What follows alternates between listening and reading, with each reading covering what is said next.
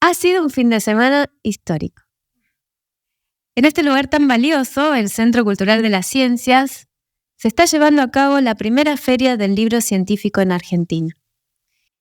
Y tengamos presente que esto es posible solo en una democracia inclusiva y que contempla las ciencias como parte fundamental del enriquecimiento de la cultura nacional. Así que gracias de verdad por este logro a todo el equipo organizador.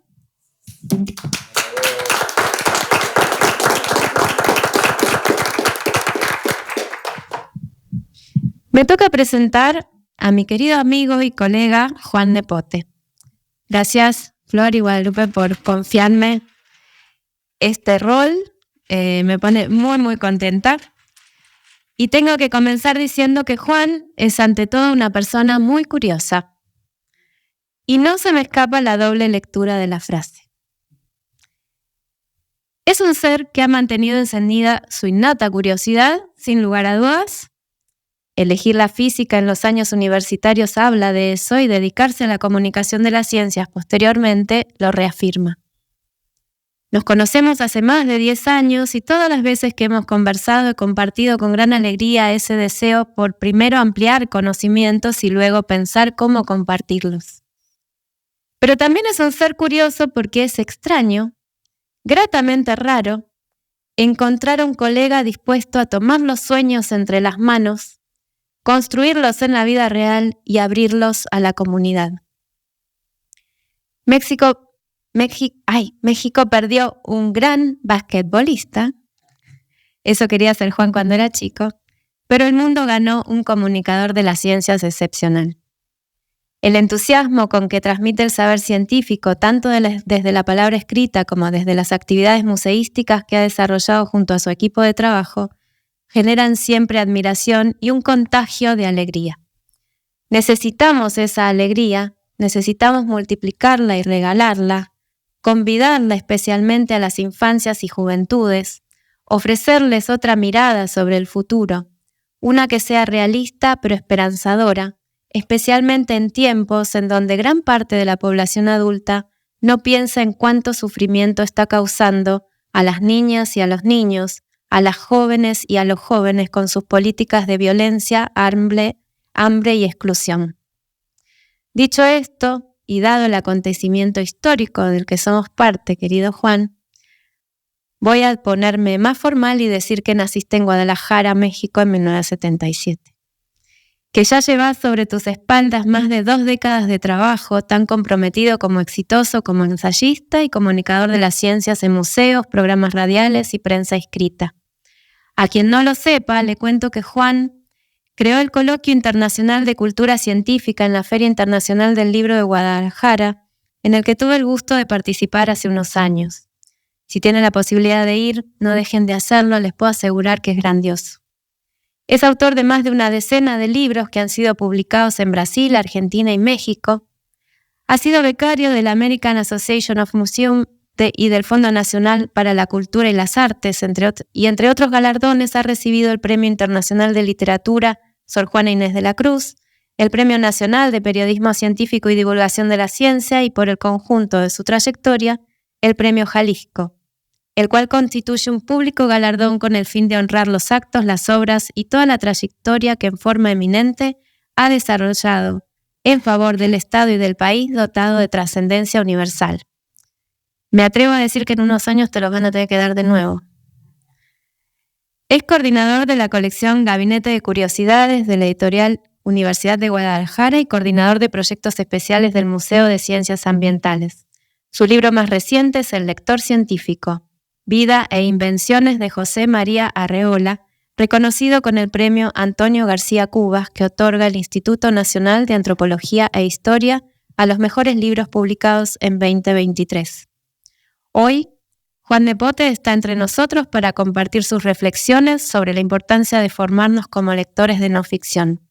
Anticipo el placer que será escucharte. Bienvenido, Juan, a nuestra primera Feria del Libro Científico.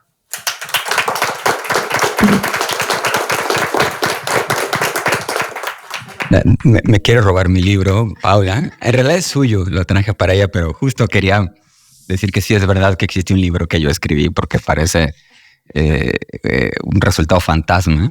Y lo es porque me tardé mucho tiempo en hacerlo. De eso ya les hablaré un poco hacia el final de esta charla. Primero, quiero agradecer enormemente, por orden de antigüedad de mi presencia aquí, quiero agradecer enormemente al Ministerio de Ciencia, Tecnología e Innovación de la República Argentina por posibilitar el que yo recorra 9.500 kilómetros en poco más de 9 horas aproximadamente para llegar desde Guadalajara a la ciudad de Buenos Aires.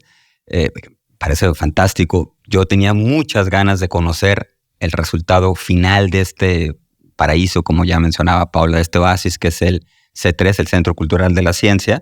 Y desde luego agradezco enormemente a Guada, a Flor, a todo su equipo de trabajo, el que hayan creado este espacio de resistencia, que lo es el Centro de Cultura per se, pero particularmente hacer una feria del libro científico cuando sea. Pero en estos tiempos, aún más, en estos tiempos desafiantes, complejos, que obligan a ser valiente de muchos modos, como venir a trabajar los sábados y domingos para hacer una feria del libro como conciliar las voluntades de las editoriales, darles un espacio y permitir que el libro circule, que no es nada fácil, y también establecer ese diálogo, esa conversación con esos otros héroes y heroínas que son quienes empeñosamente hacen estos libros. Entonces, para mí es fabuloso, ejemplar, emocionante estar acá.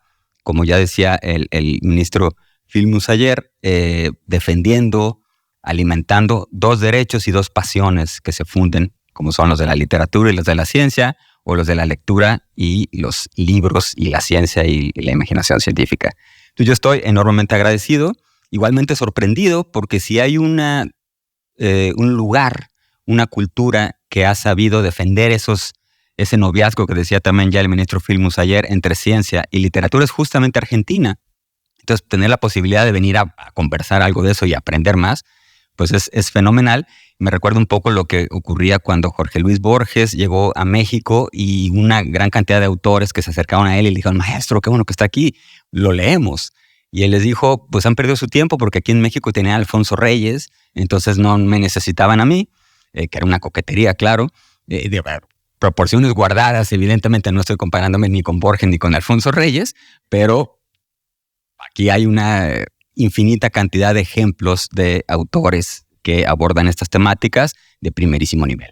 Bueno, dicho todo lo anterior, no me queda más que agradecer la infinita alegría de coincidir nuevamente con mi admiradísima Paula, que en nuestra casa la leemos, la queremos, la admiramos. Da muchísimo gusto tener el honor de compartir la atmósfera y esta mesa con ella. Bueno, entonces, dicho todo lo anterior, pasaré a hablar de algunas de estas ideas que yo quisiera plantearles esta tarde. Tal vez son demasiadas, entonces me excuso por anticipado y trataré de ser veloz para no marearlos demasiado al cierre de estas jornadas, ¿no? Pero bueno, leer el mundo y un elogio a los otros libros intenta ser una provocación. Primero, porque los otros libros, habría que decir cuáles son unos y luego los otros. Entonces, trataré de definirlo un poco. ¿Y por qué la idea de leer el mundo de la ciencia, desde dónde lo abordo? Y aquí viene una especie de disclaimer, como se utiliza ahora este anglicismo, ¿no? Hay muchas maneras de hablar de comunicación pública de la ciencia, apropiación social de la ciencia, popularización científica, en fin. Hay una gran cantidad de nombres que no vamos a entrar aquí en discusión. Me parece un poco ocioso siempre y hoy no tenemos tiempo para ello. Entonces, diré divulgación científica, me excuso por adelantado si estoy epistemológicamente bordeando otras fronteras, pero para ser rápido voy a decir divulgación científica. No, bueno, siguiente, por favor. Hay una imagen en la que un grupo de personas en 1912, o sea, hace 111 años, están viendo un eclipse en París, en una plaza de París. Es una foto de Jean Natchez, un gran fotógrafo. Hay un muy buen libro, para insistir en los libros, el nuevo libro de Taschen sobre su obra. Era un personaje de los iniciadores de la fotografía. La fotografía hay que tener en cuenta que es de 1833, o sea que ya llevaba cierto camino recorrido.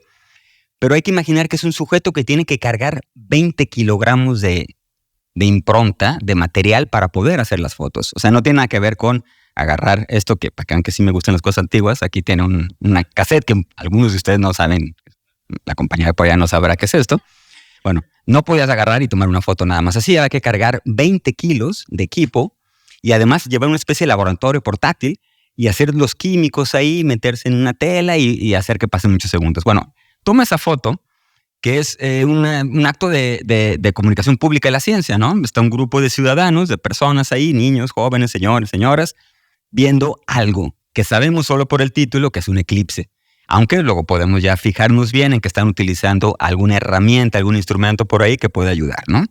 Siguiente, por favor. Lo que a mí me interesa es algo que a lo mejor no alcanzaron a notar, que en la siguiente imagen lo vamos a descubrir, y que para mí es una analogía muy buena de lo que pasa con los libros de ciencia. Me voy a recorrer, perdonen, porque a lo mejor va a ser... Uno, porque ya dijo Paola que soy curioso e inquieto, que soy raro, en realidad. Entonces, pues para cumplir con eso me voy a mover un poco. Además, no les tapo así. Bueno, a lo mejor no notaron, pero hay un sujeto que está viendo a la cámara. Eso no nos debería llamar la atención ahora porque todo el mundo voltea a verle el celular, pero en ese entonces sí, había que estar muchos minutos viendo allá. Entonces, mientras todos están con lo aparentemente importante, con lo que distrae, que finalmente es un fenómeno natural más o menos único, hay un sujeto ahí raro que está volteando para otro lado, hacia nosotros. Eso ocurre con los libros a los que me quiero referir. Esos otros libros dirigen nuestras miradas hacia otros lados, nos extraen de la aparente distracción de la vida cotidiana y nos llevan por otros mundos. Ese es un poco el tipo de libro. Siguiente, por favor. Y quiero hacer un elogio de esos libros porque curiosamente no están en casi ningún lugar.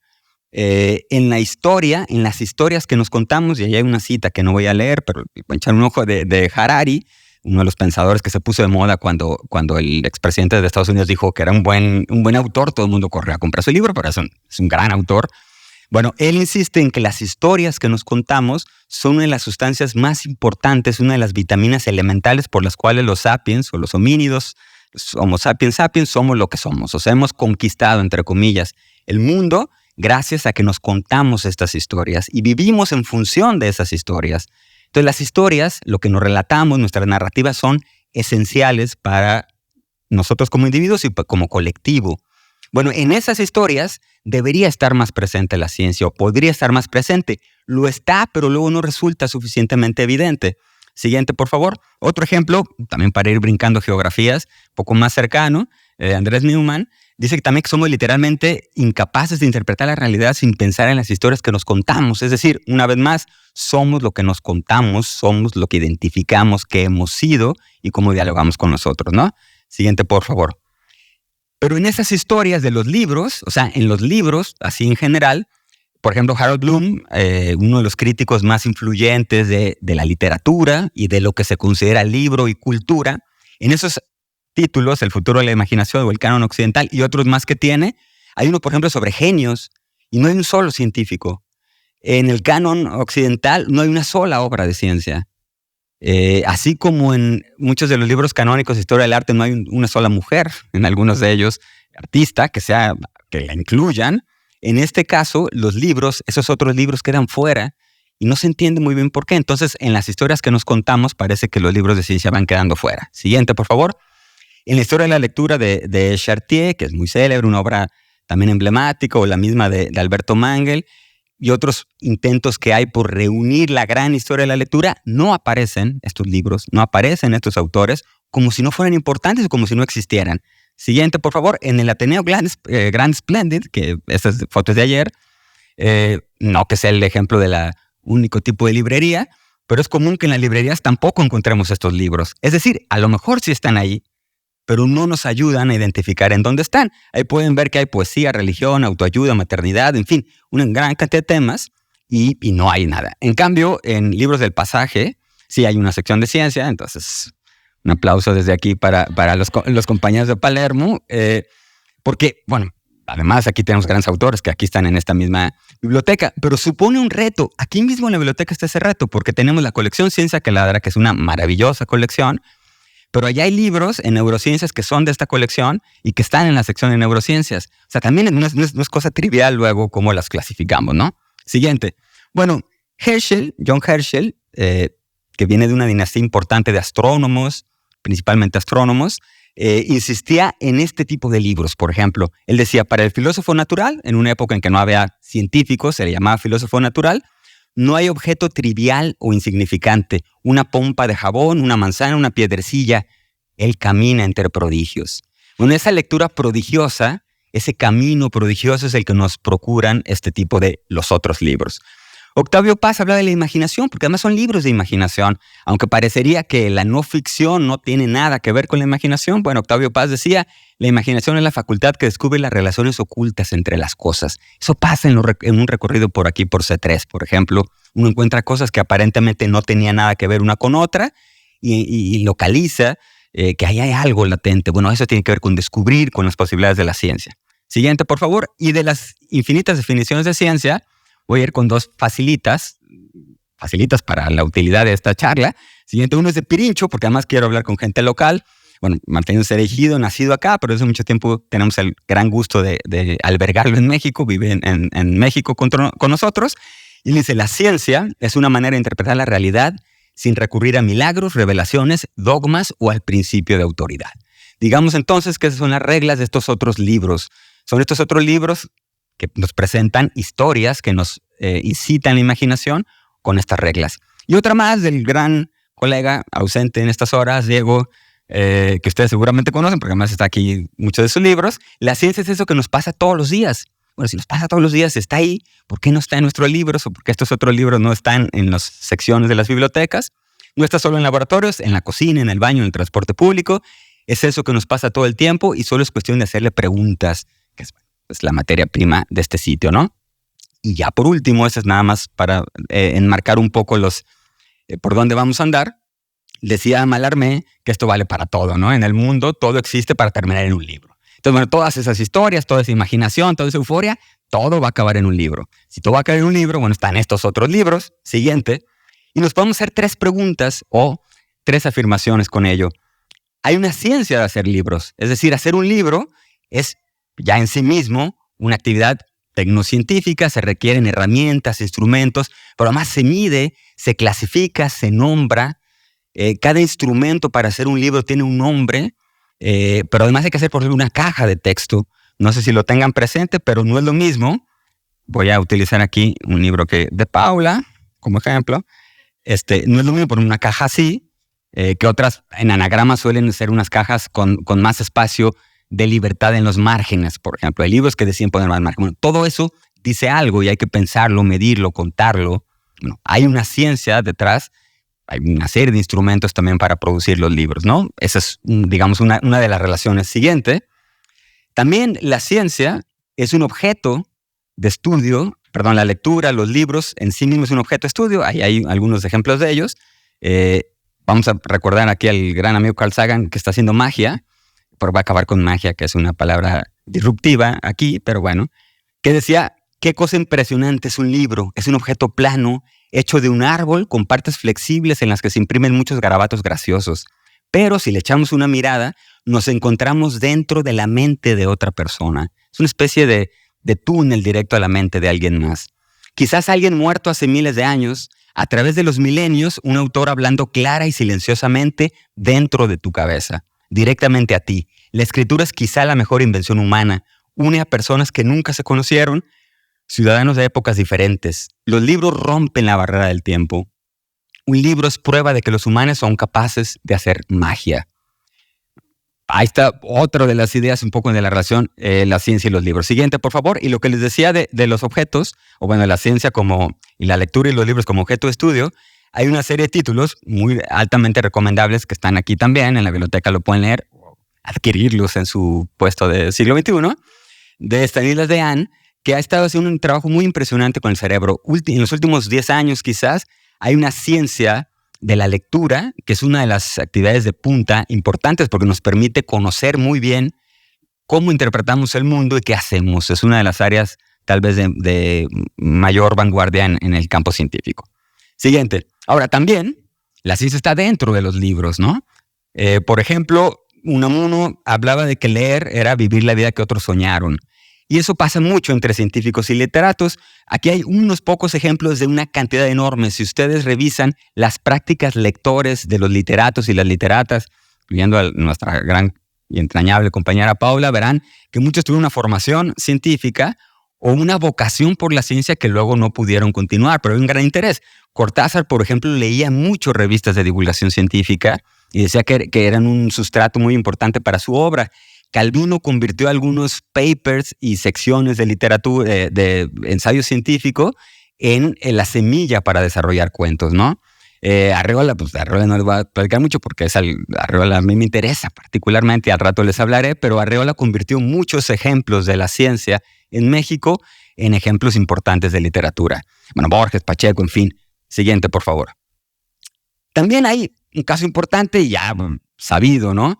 El lugar común de lo que es un científico, que la imagen pública, si ustedes ponen científico en Google y aplican Enter, les va a salir gente con los pelos parados o un poco más locos sin pelos parados, y eso se deriva de alguna manera de un libro de 1818 de alguien que era una lectora gozosa por la ciencia.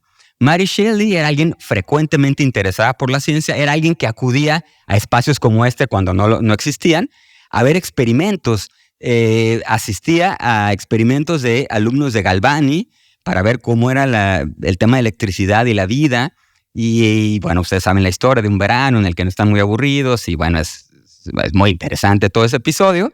Pero lo que surge de Frankenstein es el lugar común del profesor, que era el profesor Frankenstein, y un científico que hace una locura, ¿no?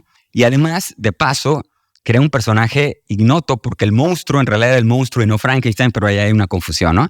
Además, entre las muchas cosas que se pueden decir del libro, algo importante es que cuando se publica no pone su nombre Mary Shelley, se publica de forma anónima pensando en que no circularía un libro escrito por una mujer. En fin, hay mucho que decir, pero ahí está otro ejemplo más de estos cruces de literatura y ciencia. Siguiente, por favor. Otro caso interesante es como para conocer los ejemplos que hay en crónica. Lo que quiero decir con la ciencia en los libros es que los géneros comunes de la literatura, como pueden ser crónica, ensayo, poesía, narrativa de cuento, incluso canciones, música, en todo ello también está la ciencia. Podemos encontrar una infinidad de casos y aquí hay unos muy rápidamente. Uno de ellos es el de Pierre de Fermat. Pierre de Fermat era un sujeto que parece que tenía mucho tiempo libre porque era abogado y le iba muy bien como abogado y en sus tiempos libres hacía matemáticas. Aunque alguien ocioso porque no, ya quisiéramos dedicarnos a las matemáticas muchos de nosotros en nuestros ratos libres y él iba muy bien económicamente además, lo que es muy envidiable. Bueno, tenía un libro en el cual anota esto que está aquí en latín, que básicamente es lo que ustedes ven aquí abajo, pero es decir que encontró una demostración para esta igualdad.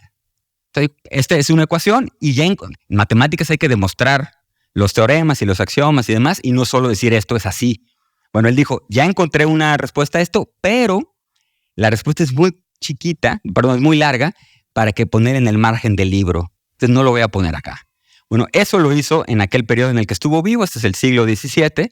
Desde entonces hasta 1990 y tantos, 2000, todo matemático que existió en este planeta intentó demostrar el teorema de Fermat y prácticamente todos fallaron hasta que alguien lo logró, ya por entrar el siglo XX. Pero todos, el personaje que ustedes quieran, Gauss, el personaje que quieran importante en la historia de las matemáticas, lo intentó. Y lo más atractivo de todo esto en términos literarios es que ni siquiera sabemos si Fermat tenía una respuesta, porque ni siquiera está el libro donde anotó el margen. O sea, le contó a su hijo que había encontrado esto y el hijo dijo que había un libro con un margen. Y, bueno, para una serie de Netflix muy bonita. También da para un ensayo, un libro. Hay un libro muy bueno que debía haber aparecido en la foto, pero no está, de Amir Axel. Es un libro que está en el Fondo de Cultura Económica que se llama El último teorema de Fermat.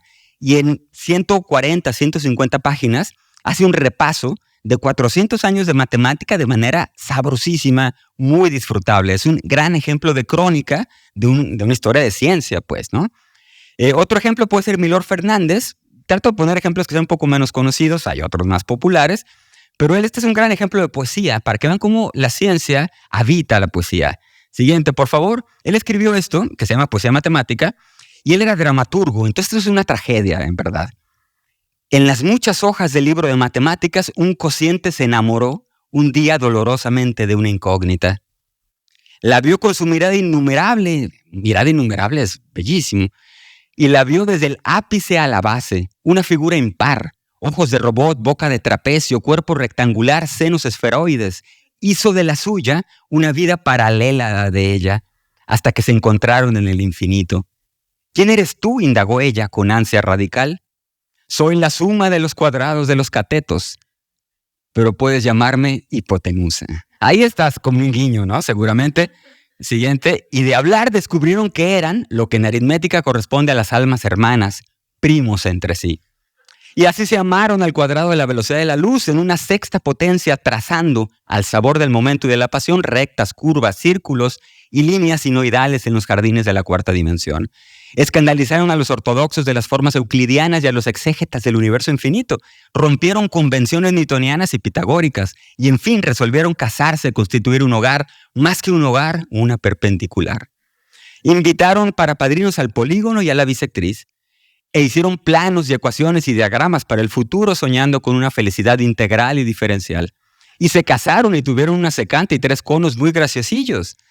Y fueron felices hasta aquel día en que todo se vuelve al fin monotonía. Fue entonces cuando surgió el máximo común divisor. Ofrecióle a ella una grandeza absoluta y la redujo a un denominador común. El cociente percibió que con ella no formaba un todo, una unidad. Era un triángulo llamado amoroso. De ese problema él era una fracción, la más ordinaria, pero fue entonces cuando Einstein descubrió la relatividad y todo lo que era espurio pasó a ser moralidad, como en cualquier sociedad. Bueno, este es un drama para que vean. Otro ejemplo, Emilio Fernández. Otro ejemplo de cómo habita la ciencia los distintos géneros. Bueno, Drexler, no voy a cometer la infamia de intentar cantarles la canción. Ustedes la conocen, pero bueno, es un ejemplo de una de las leyes de la química llevada a la canción. Pero hay otra un poco menos conocida de Drexler. Drexler, además de formación, es médico. Y la siguiente, pueden ver, hay no sé, a lo mejor una cosa que es fractura escafoides terciano derecho. Y lo que hace es que con un diagnóstico, lo pueden ver ahí, paciente de 42 años, y además lo canta así medio rapeando, sin antecedentes personales a destacar que acude a consulta para valoración de dolor y limitación funcional a nivel de pie derecho, luego de traumatismo durante un concierto. Y bueno, hay un dictamen, diagnóstico, etcétera. Pero bueno, todo eso es susceptible de convertirse. Si ya habíamos dicho con Diego que la ciencia es aquello que nos pasa en la vida cotidiana, bueno, todo esto es susceptible de convertirse en algo importante, ¿no? Siguiente. En el campo de los ensayos, obviamente es donde más podemos encontrar temas de ciencia. Hay una grandísima autora que ha estado aquí en Argentina, Siri Husbeth, que tiene entre estos muchos otros libros más que son una absoluta maravilla y que ponen sobre la mesa temas fundamentales actualmente, pero también los vínculos de ciencia. Y claro, los temas actuales importantes en el presente, pues lo son también por la ciencia. Pensemos en la economía un poco, en Galbraith, que decía que antiguamente la diferencia entre rico y pobre tenía que ver con el dinero, pero actualmente es con las ideas que están en la cabeza. Y como evidencia, una muy elemental. Siguiente, por favor. Si ustedes revisen las empresas más valiosas, cualquier cosa que eso signifique, pero bueno, hay indicadores que miden las empresas más valiosas, notarán que a excepción de Saudi Aramco, que es de petróleo y gas natural, y bueno, también tiene mucho que ver con ciencia y tecnología. El resto es tecnología, es desarrollos tecnológicos, logística, hay una por ahí de servicios financieros, pero el resto tiene que ver con tecnología. Entonces, no solo ya es un tema de gusto y pasión, sino algo de defensa y de pensar el futuro y reconstruirlo. Entonces, hay una también voluntad y vocación importante por acercarnos a estas temáticas, además del placer que nos puedan provocar. Porque si nos metemos con la ciencia y la tecnología, inevitablemente se meterá también con nosotros en nuestra vida y a través de estos aparatos y otros dominará un poco nuestros hábitos y costumbres. Bueno, esos otros libros, ahí ponemos un ejemplo de algunas cosas, pero luego hay otros libros que es donde ya voy a encauzar mi elogio. Esos otros libros son aquellos de divulgación científica de los que ya hablábamos, que parecerían que son una idea más o menos reciente. Por ejemplo, la colección Ciencia que Ladra tiene 15, 20 años, ¿no? Aproximadamente. Hay otras colecciones importantes, Metatemas en Tusquets, Dracontos en Crítica. En los últimos 15, 20 años, el libro de divulgación científica se ha posicionado de manera importante en el mercado, relativamente, hay que revisar, y bueno, con sus asegúnes. Pero existe y cada vez está más vivo y parecería algo reciente. Sin embargo, estos otros libros tienen una larga trayectoria y es importante reconocer su historia porque en la historia están las pistas para construir un mejor futuro.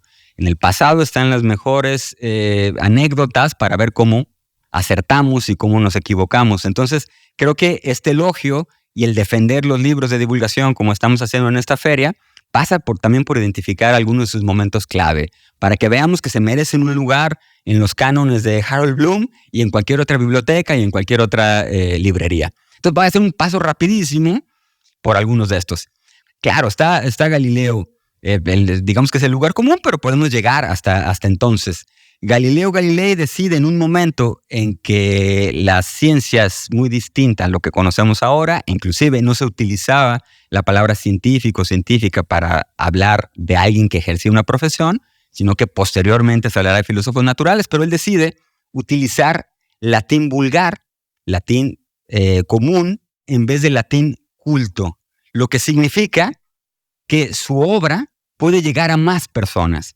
Ahí hay un espejismo también, porque podemos pensar entonces que uno podría ir a una librería y comprar la obra de Galileo, y hay que ver también cómo estaban los temas de alfabetismo, analfabetismo, etcétera, ¿no? O sea, todo tiene sus asegúnes. Lo importante aquí es que Galileo, con esta decisión, inaugura la posibilidad y la voluntad de la gente que hace investigación científica, llamémosle así, por comunicarse de manera directa con el resto de la gente y no solamente con colegas, no solamente aquellos que estaban en la universidad o que tienen una formación concreta, sino hablarlo en el pueblo. Y lo hace a través de diálogos, además.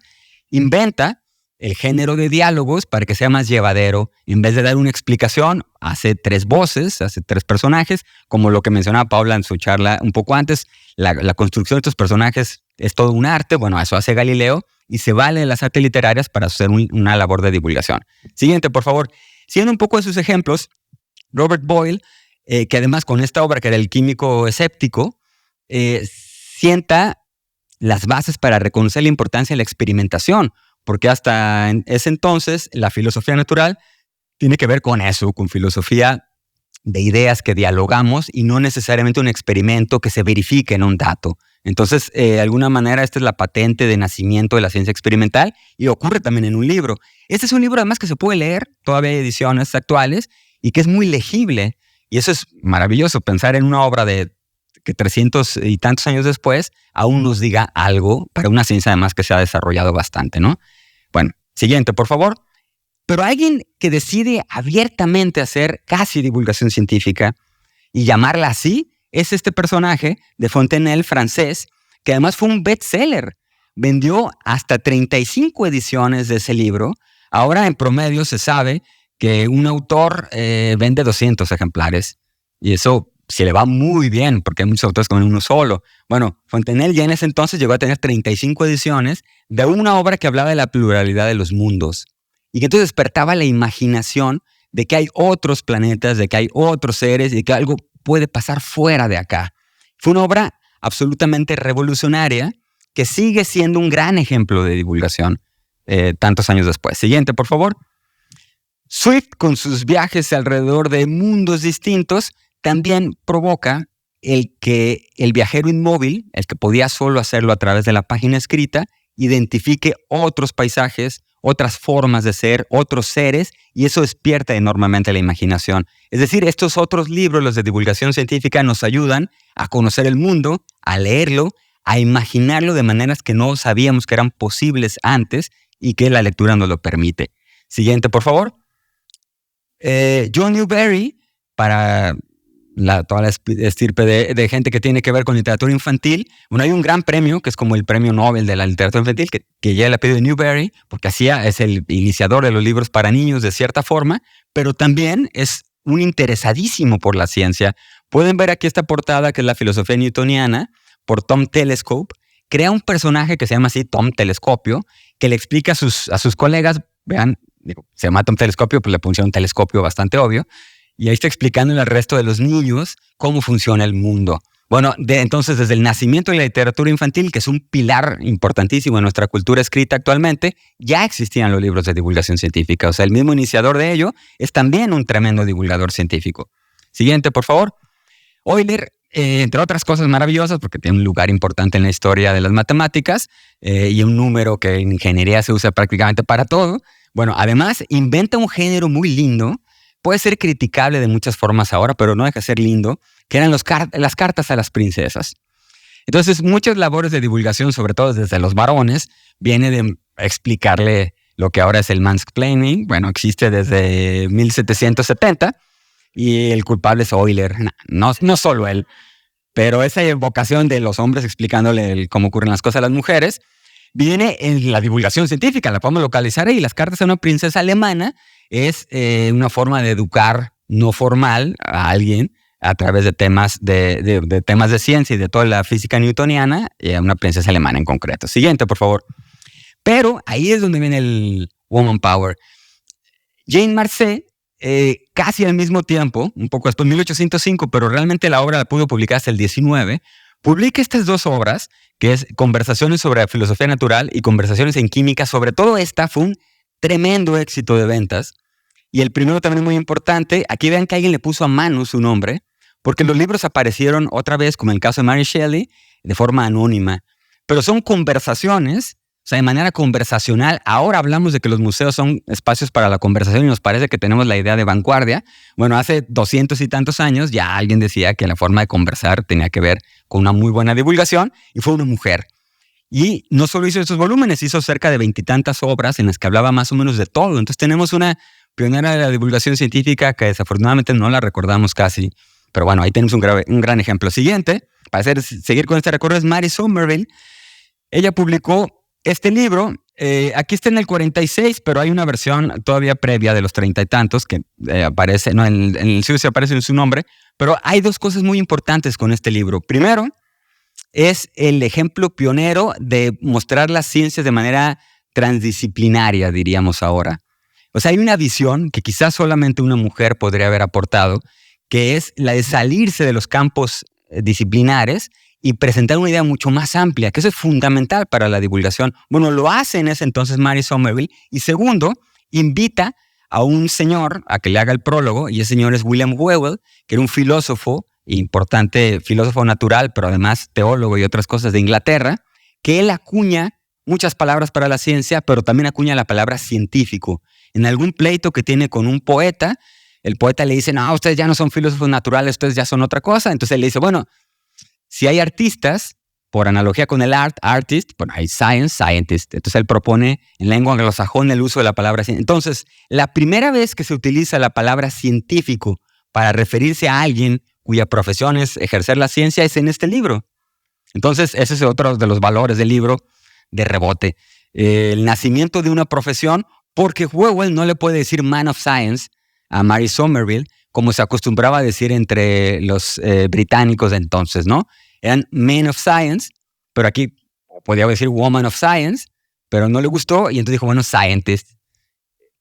Parece un asunto menor, pero realmente es el apadrinamiento y el nombre que surge de una profesión importante. Siguiente. Y todo esto, insisto, pasa en el campo de la divulgación. O sea, es importante para el resto de la sociedad y para el campo concreto de la investigación científica, pero sucede en la divulgación. Michael Faraday es conocido como uno de los primerísimos y padres de las conversaciones en ciencia, y tiene unas charlas que son semejantes a las que ocurren aquí en el C3, un poco antes, ¿no? Hace la conferencia de Navidad, que se volvió mítica, en la que hace experimentos. Hay uno, por ejemplo, con una vela, que es precisamente este libro, que todavía se puede leer y sigue siendo muy atractivo, y es todo lo que ocurre cuando se enciende una vela. ¿Qué pasa en la química, en la física, en el ambiente? Es un libro maravilloso, pero bueno, Faraday, y eso es algo que no todo el mundo sabe, se inspiró en Jane Marcet. O sea, lo que quería era copiar a esta pionera de divulgación, que insistimos en subrayarla nuevamente, porque hay que recuperar también el lugar de las mujeres que han trabajado en el campo de la divulgación y que también en ese campo están invisibilizadas. Y bueno, de ahí en adelante viene toda una cascada importante en la que ya voy a pasar muy rápido, porque en realidad yo les quería contar de Arreola, así que todo va a acabar ahí, van a ver. Gaston Tissandier, ahí es un parteaguas de alguna manera en la divulgación. En Francia coinciden 3, 4, 5, 6 autores muy importantes que vienen de un poco de esta escuela y de leer a otros autores y crean este tipo de proyectos. Gaston Tissandier hizo esta revista que se llama La Naturaleza, La Nature, que es el bisabuelito de la que todavía existe, pero ahí propone que haya experimentos visuales. Y eso además provoca una estética lindísima. La estética de este tipo de libros trascendió prácticamente a toda la literatura y además obligó a la industria editorial a dar un salto cuantitativo y cualitativo en cuanto a máquinas y equipamientos para poder hacer los libros de la calidad que se requerían para hablar de divulgación científica. O sea, la necesidad de hablar bien de ciencia provoca que la industria editorial crezca y se potencie tremendamente. Y también provoca un crecimiento muy amplio de lectores, porque atrae a mucha gente. Se convierte en libros muy populares. Los libros y las revistas. Bueno, este es Tizandía ahí arriba, porque bueno, también tenía tiempo libre, entonces se sentaba a ver sus cuadros. Siguiente, por favor. Pero no son muy lindos. Siguiente, por favor. Aquí pueden ver algunos otros de los ejemplos. No pongo que, claro, es obvio, pero hay que insistir. No hay fotografía, no hay internet, no hay cine propiamente. Se inventa el cine un poco después, pero es difícil que se distribuya y que realmente todo el mundo tenga acceso. Entonces, la única manera de llegar a conocer este mundo que está efervescente después de la revolución industrial y del gran desarrollo tecnocientífico que en el mundo son estas revistas y estos libros. Siguiente, por favor. Entre ellos está Camille Flammarion, también, que es un personaje fundamental que yo no entiendo por qué lo tenemos olvidado. Una de las causas es porque luego le gustó el espiritismo y entonces lo condenaron y lo sacaron del canon científico. Pero era un joven de 15, 16 años que le gustaba tanto la astronomía que fue a tocar la puerta, no sé si había puerta o no, pero fue a pedir chamba, trabajo, chamba, no sé si funciona aquí, pero en México sí funciona la chamba, laburo, gracias a Héctor, que no agradeciera más también aquí personalmente. Héctor Orestes de la Embajada de México en Argentina, muchas gracias por estar aquí y por la palabra laburo en vez de chamba. Camille Flammarion fue a pedir laburo, se lo dieron, seguro que no lo esperaba, en el Observatorio Nacional de París, y se dio cuenta que el trabajo que hacían ahí era muy cansado y no era para nada lo que él esperaba. Tenía que hacer muchos cálculos, luego mandaban a traer los refrescos y a regresar, y como suele pasar, o dicen que pasa en la investigación actualmente, seguro no es así. Y digo, no, bueno, yo quería hacer otra cosa. Entonces se convierte en el divulgador científico más popular en la historia. Porque no quería hacer eso, no quería llenar formatos para el CONICET y que le den un apoyo. No quería ser el tercer autor de los papers, ¿no? Pues él quería hacer sus cosas propias. Entonces publicó su libro, que es Astronomía Popular, y que realmente fue popular. Llegó a vender 100,000 ejemplares. De hecho, actualmente sigue existiendo una editorial, la editorial Flammarion, que se basa, la hizo su hermano, se basa en el éxito de Camille. O sea, una editorial que luego llegó a publicar importantes autores literarios, nació gracias a la historia de la divulgación científica. Nació gracias al trabajo esforzado de un divulgador científico que se convirtió en una celebridad brutal. Siguiente, por favor. Bueno, aquí es otro ejemplo de astronomía popular de Camille, que luego lo sacaba en revista. Era multiformato, como ahora, así como mandas un tweet y lo pones en Instagram, hacía lo mismo. Y como ya les había dicho, en ese periodo, esa imagen, este tipo de apuestas por la imagen, se vuelven importantísimas para la vida de todo niño, todo joven y todo adulto. Los lectores pasan necesariamente por esta. Van a ver algunos ejemplos de esto. Siguiente, por favor. O este otro, por ejemplo, aquí con un trabajo ahí de médico y todos corriendo porque todavía tiene movimiento. Siguiente. O el gran telescopio de la Exposición Universal de París, que fue fabuloso. Verán que ya se han inventado las filas, también había que hacer cola para entrar, pagar su boleto. Esto en 1900, y era un telescopio también fantástico. Muy pocos podían ir a verlo en persona, entonces había que revisar una revista de la Nativos, ¿no? Y siguiente, hay muchos experimentos. Esta vela que se va consumiendo, entonces es una especie de sub y baja. Siguiente, por favor. Las burbujas de jabón, que es un espectáculo y un experimento tremendo. Siguiente, hay otro más. Poirier es uno de los grandísimos autores de esto. Siguiente, por favor.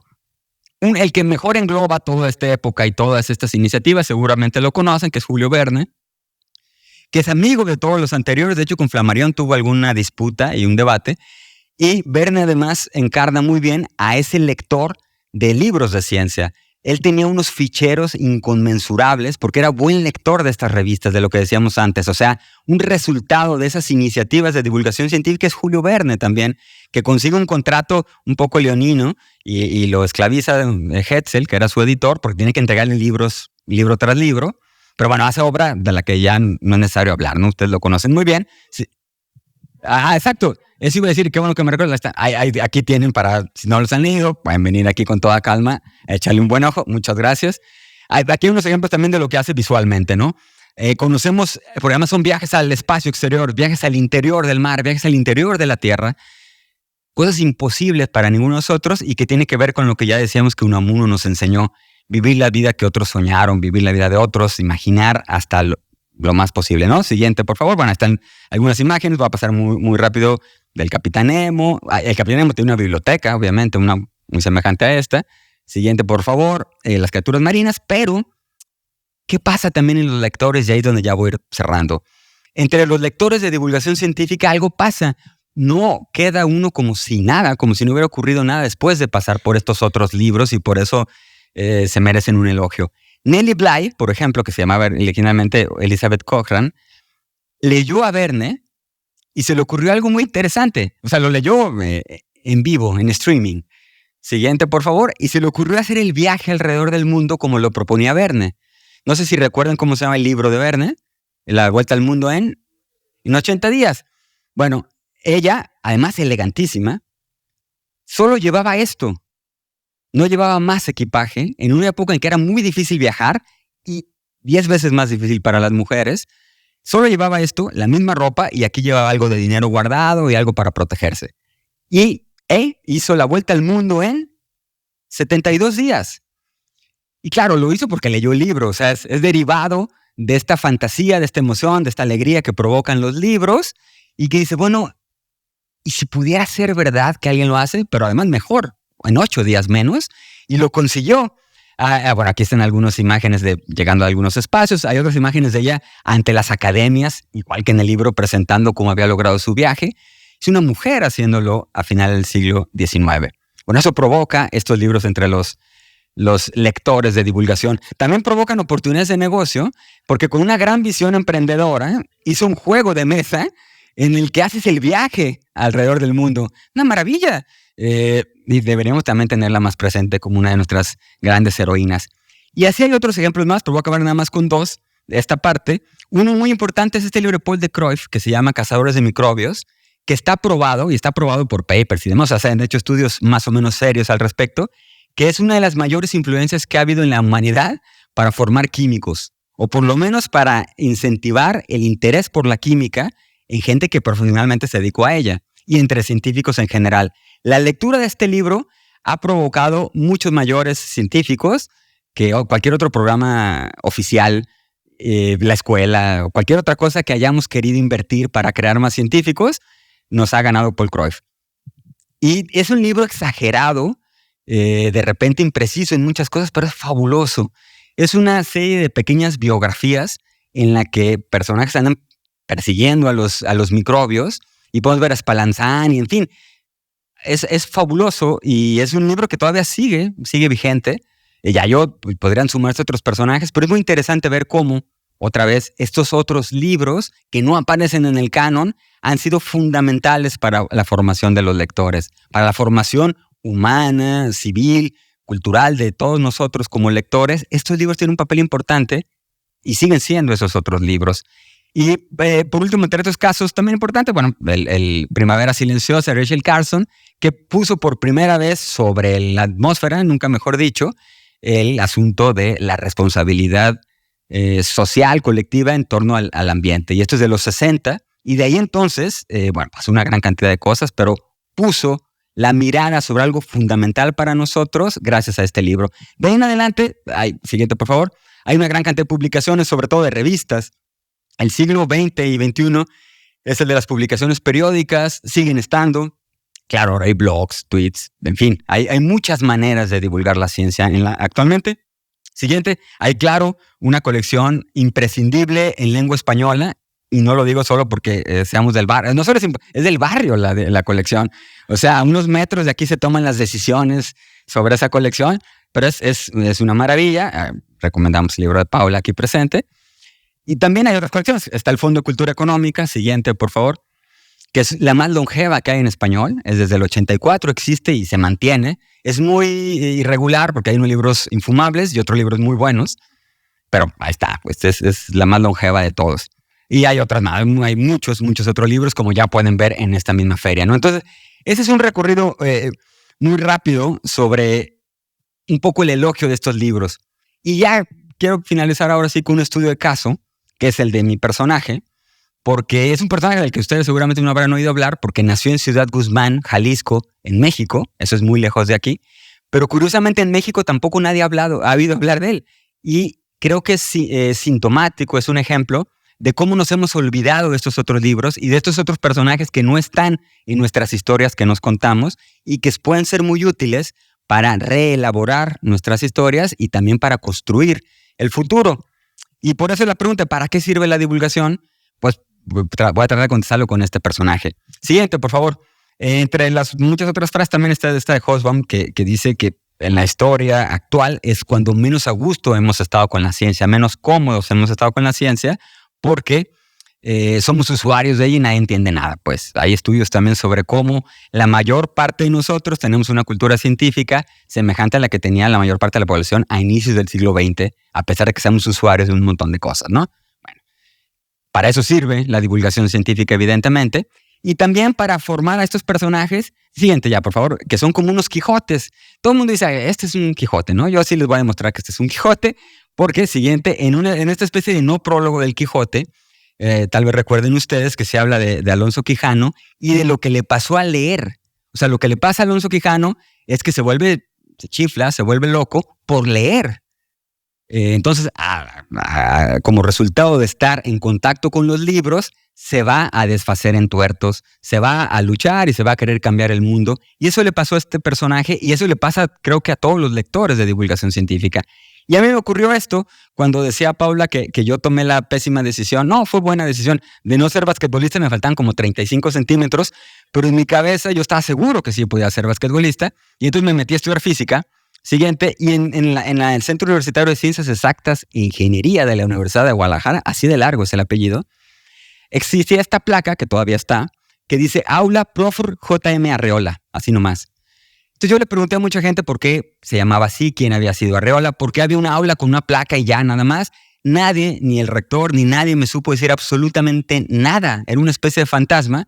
Y entonces este libro es como 20 años después mi respuesta a esa pregunta. 20 años que me han costado sudor y lágrimas. Siguiente, Arreola era más o menos. Ahora hasta tengo hasta fotos de él y andaba en bicicleta. O sea, es uno de los pioneros también de la defensa de la bicicleta en las ciudades. Anduvo hasta los 80 y tantos años y lo atropellaron en bicicleta. Iba a dar sus clases en bicicleta. Aquí está el Observatorio Meteorológico y Astronómico de los que él fue cofundador. Ahí está, bueno, es él, ¿no? Siguiente, por favor. Entonces, bueno, muy rápido. Arreola nació en Ciudad Guzmán, como ya les decía. Ciudad Guzmán es un lugar que está muy cerca de un volcán que está activo, el volcán de Colima, que es de los pocos que hay todavía activo en la región. Y es el volcán más estudiado en la historia de la vulcanología, gracias a personajes como él, porque él puso, Arreola, el primer observatorio vulcanológico del continente y el segundo del mundo. Y ese observatorio era su ventana. O sea, era la ventana, y se sentaba en su cama y escribía las cosas, pero lo hacía de manera sistemática y constante y reportaba lo que hacía. O sea, era un científico que, igual que el Quijote, cuando leyó en los libros que era importante revisar los volcanes, se fue a querer hacer eso. Siguiente, por favor. Fue el miembro de esta familia, una familia muy numerosa, como pueden ver, con 2 sacerdotes, porque además era sacerdote. Por si les faltan milagros, pues además era sacerdote. Siguiente. Además de sacerdote, era divulgador y tenía como el abuelito del PowerPoint, que son estos aparatos de estos proyectores que no sé, esta es pantalla aquí. Bueno, estas pantallas son de los proyectores. Este sería el abuelito. Siguiente, que son este tipo de equipos que conocen bien seguramente, los habrán visto por ahí, que funcionan con una vela en un primer momento. Bueno, él hacía esas charlas. Siguiente, por favor. Ese es el tipo de charlas. Yo fui y descubrí que tenía unos libros. Y entonces ahí me di cuenta, por eso el libro se llama El Lector Científico, y me di cuenta que entonces alguien que leía divulgación científica, y fue cuando todo embonó de todo lo que les acabo de decir previamente. Noté lo importante que eran los libros de divulgación, porque su biblioteca, que le donó a la Universidad de Guadalajara, y ni por eso lo recordamos, son libros de divulgación científica. Aquí pueden ver además que en una época no tuve tantas canas, para que vean que sí, empecé esto más joven. Y esos libros son tal vez una de las mejores bibliotecas de divulgación científica que hay, porque recolectó muchos libros. Siguiente, pueden ver que ponía un ex libris. Y eso es de un lector profesional. Un lector profesional, y en el libro que además le pusieron su ex libris, van a ver. Es una calcomanía que dice que el libro salió de una colección. O sea, era un gran coleccionista de datos de los volcanes, pero también de libros. Siguiente, y van a ver, por ejemplo, en que tiene estas marcas, que es una forma de encuadernado de lujo, que se hacen estas tapas, también se las hicimos igual, aquí es digital, pero estas sí eran reales. Es un experimento en agua con aceite y con otras sustancias, se mezclan y uno mete un papel y hace que el agua esté girando y estos patrones los forma el azar. O sea que esto podría estar en la sala del azar, les paso el experimento directamente y puede quedar como una tapa, ¿no? Siguiente. Bueno, este libro no era cualquier libro, es una primera edición de Linneo. O sea que este señor que vivió toda su vida de dar clases como profesor, tenía primeras ediciones de Linneo, que ahorita es prácticamente invaluable. ¿Cómo las consiguió? No sé. no le digan a nadie, yo sospecho que se la robó de la biblioteca del templo, de la iglesia en la que él fue sacerdote y luego renunció. Creo que esa es muy clara la explicación, pero bueno, dejémoslo así. Siguiente, por favor. Bueno, este es un gran libro, aquí pueden ver, y ya le puse un sello. Pero tan mal lo hemos tratado a este personaje que vean que está mal escrito su apellido. Él se apellida Arreola y aquí dice Arriola. Siguiente.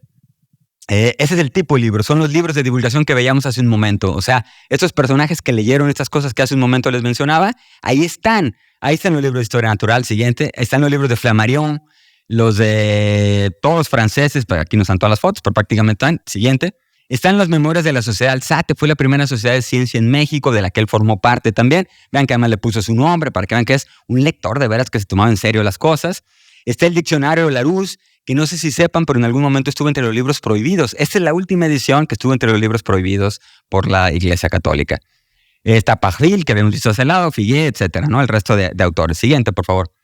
Elementos de física y meteorología. Siguiente, por favor. Entonces, leyendo en su biblioteca, él solito, es un elogio al autodidactismo, aprendió astronomía, meteorología, vulcanología, fotografía, se puso a inventar cosas.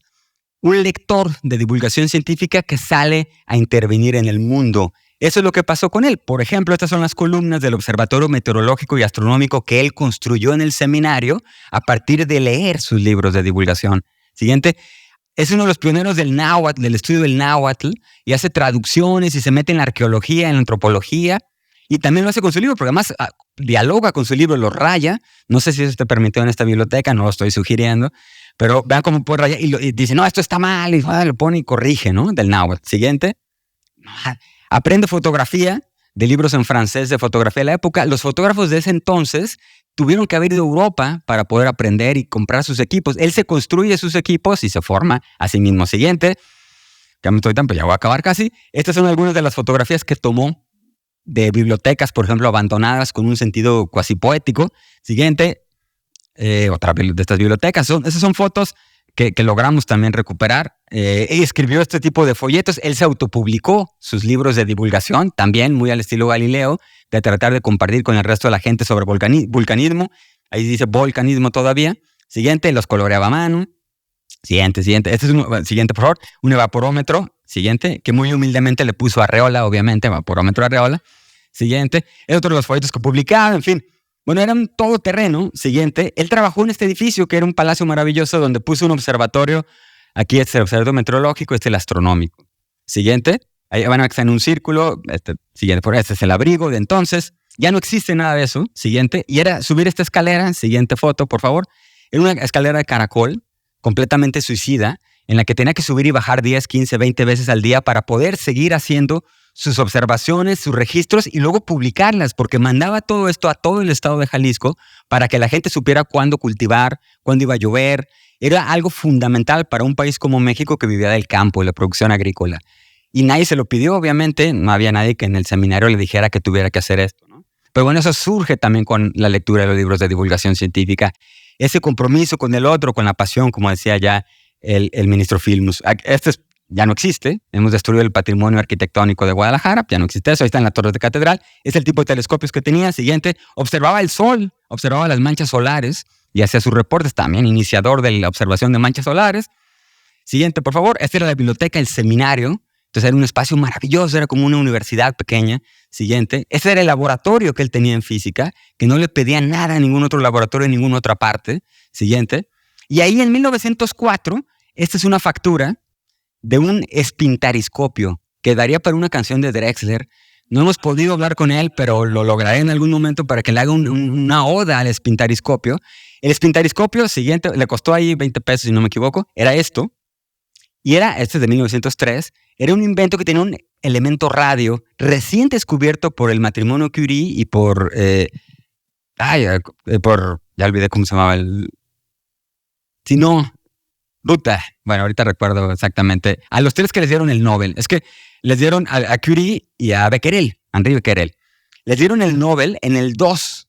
O sea, un año y medio, un poquito después de que acababan de descubrir, había un sacerdote en Guadalajara, lugar periférico del mundo, en la nada, que estaba jugando con radio. O sea, tenía una pizca de radio ahí en su laboratorio, siguiente, con esa escribió un ensayo, un paper, que se llama El radio y la radioactividad de la materia. En 1904 se le publicado en julio. O sea, pudo haber fundado el Centro de Investigación Radiológicas y no, pues se puso a jugar y luego se olvidó el tema y siguió haciendo otras cosas, ¿no? Como hace un buen divulgador y lector de divulgación, ¿no? Siguiente, tomó una foto, claro, una foto ahí medio religiosa, porque era lo que tenía a la mano. Siguiente. Bueno, eso lo que le ocurrió es que en 1912, que era esta ciudad, esta es Guadalajara no era chaparra para entonces. Siguiente, por favor. Otra de más rápido. En 1912, el 8 de mayo, empezó a temblar fuertemente en Guadalajara. Tremendo. Y esto es relevante porque es muy semejante a lo que pasó con todos nosotros cuando la pandemia por COVID. Nadie sabía por qué temblaba. La teoría de la tectónica de placas es de ese año, pero se conoció como 30 años después. No se había difundido. No había escala Richter, no había sismógrafos formalmente, aunque había un sistema sismológico nacional, no funcionaba. Nadie sabía, como no sabíamos qué pasaba con el COVID, nosotros.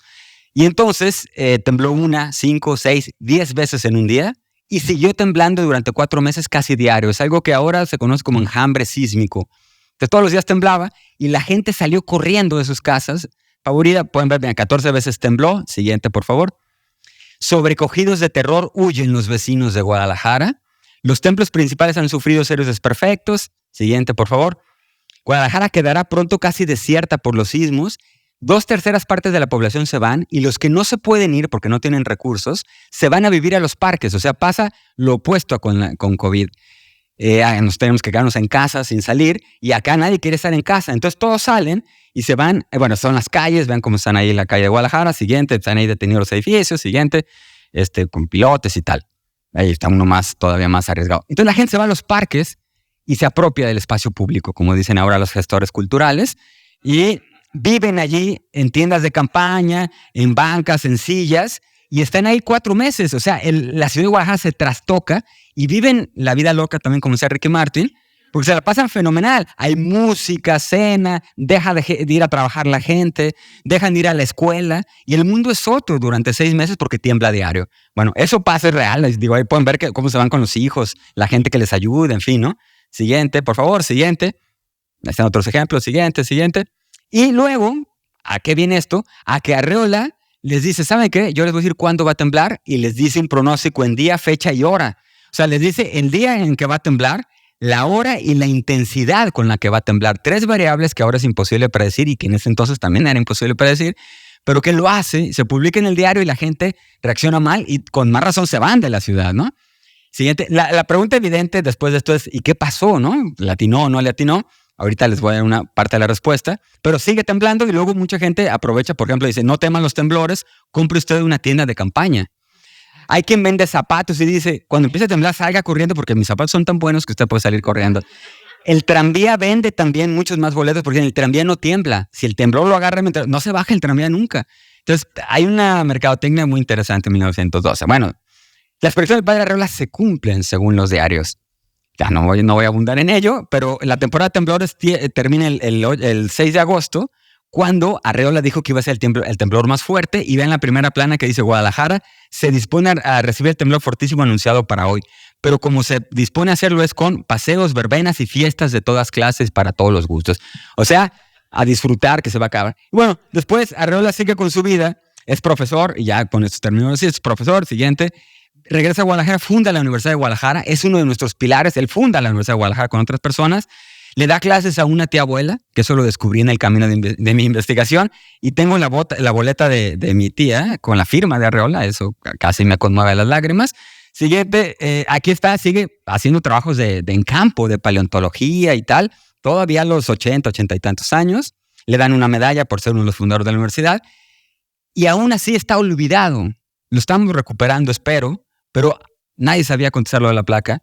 La placa la pusieron unos alumnos, y nadie no sabíamos quién era José María Arreola. Ahora he conseguido algún álbum, y ya con este acá un álbum de fotografías incluso.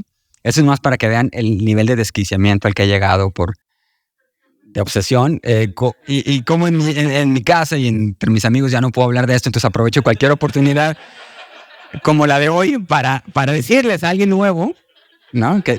Que todavía no me conocían, ni modo, perdieron. Es un poco más el álbum familiar. Siguiente, por favor. Ese no sé por qué, se nos coló ahí del álbum familiar. Siguiente, es que sí que son algunas imágenes nada más de ejemplo. Di con su tumba también. No voy a hablar más. Este es el libro que les decía. Siguiente. Y hay 2 versiones del libro, que es esta, y otra más larga que la editorial no quiso publicar. La risa lo dice todo. Llega a 900 páginas porque en esa parte recuperamos la obra original. Pero me parece interesante porque es una bonita manera de cerrar con lo que les decía. Porque una cosa es recuperar la historia, identificar a estos autores y libros que ha habido así como en abstracto. Pero luego podemos encontrar casos reales, tangibles, cercanos, como es el de José María Arreola, cercanos al menos para nosotros, en el que se evidencia lo que ocurre con esos otros libros. Lo sabroso, lo disfrutable que pasa en la lectura de los libros de divulgación científica y alguien en quien provoca que por lo menos haga esta obra. Porque fíjense que escribe más o menos de todo. Aquí escribe de divulgación de meteorología, empieza en 1895 y termina en 1947. O sea, durante 50 años publica divulgación científica. Entonces es un gran pionero en el continente del tema. Pero además escribe de teoría volcánica, inventa un evaporómetro del volcán de Colima, hace un tema sobre el pan y el vino. Cuando todavía era sacerdote, le encargan que escriba sobre el pan y el vino, pero lo hace de una forma de divulgación y cómo se crea el pan y el vino, etc. Sobre Teotihuacán, náhuatl, toponimia indígena y demás. En fin. Y para entonces cerrar de manera, espero, casi circular, es siguiente. Recordad algo que también decía Octavio Paz, y de ahí la idea de leer el mundo. Soy hombre, duro poco y es enorme la noche, pero miro hacia arriba, las estrellas escriben, sin entender comprendo, también soy escritura y en este mismo instante alguien me deletrea. Ese diálogo con nosotros, esa empatía, esa solidaridad que necesitamos ahora desde el campo de la ciencia y que vamos a defender y a resistir de todas las formas posibles, es algo que nace, que nos nutre desde esos otros libros de la divulgación científica. Muchas gracias por su atención.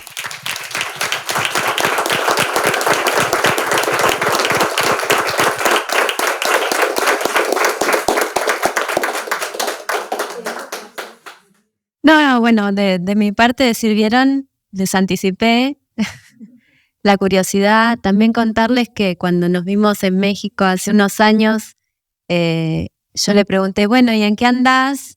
Y me habló de Arreola. No debió haber hecho esa pregunta. Y quedarme, bueno, con algo que también veníamos hablando de la charla anterior. Vieron cómo la poesía y la comunicación de las ciencias están entrelazadas a lo largo de la historia. Y con una frase que apareció ahí por debajo, que Juan no mencionó, pero me parece muy importante para cerrar, que es: una biblioteca puede ser el retrato de una mente. Y vaya si sería importante nutrir nuestra mente y nuestra biblioteca de estos otros libros.